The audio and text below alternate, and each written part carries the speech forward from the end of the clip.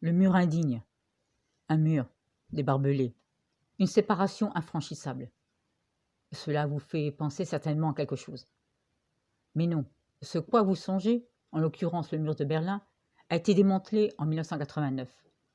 Celui dont je fais allusion a débuté en 2002. Et il est encore présent malheureusement, et bien présent de nos jours. C'est celui d'Israël. 700 km de clôtures sécurisées, de barbelés et de grands murs en béton en zone urbaine. Les Israéliens ont érigé cette séparation pour protéger leur population du terrorisme palestinien. La Cour internationale de justice et l'ONU, en 2004, ont jugé la construction de ce mur illégale et exigé le démantèlement. Mais le mur continue à les narguer.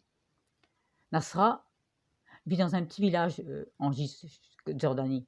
Sa famille a vu s'implanter une colonie israélienne juste en face du village. Mais les terres et la source d'eau qui appartenaient au village est dorénavant du côté de la colonie qui se les a appropriées. Les autres cultures sont de l'autre côté du mur. Alors les paysans ont protesté pour pouvoir cultiver leurs terres. Aussi, on leur a accordé un droit de passage, 3 fois par jour, ni plus ni moins. Mais attention, ils n'ont le droit qu'à 50 minutes en tout. Que peut-on faire en 50 minutes lorsqu'il faut défricher, arroser ou semer?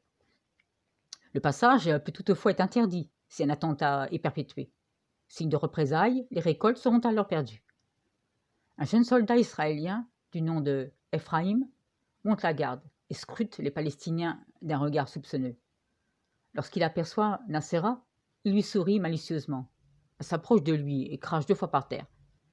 Impossible pour elle d'établir le moindre contact avec l'ennemi. Pour elle, tous les Israéliens sont des oppresseurs, des colonisateurs. Et peut-être qu'un jour, il y aura davantage de sages afin d'apporter enfin la paix dans ce pays, berceau de l'humanité. Et l'on pourra voir un Palestinien, un Israélien se serrer la main amicalement, sans aucune arrière-pensée. À quand donc la destruction de cet ignoble et honteux mur? Une Nacera et un Ephraïm pourront, qui sait, vivre une belle aventure amoureuse.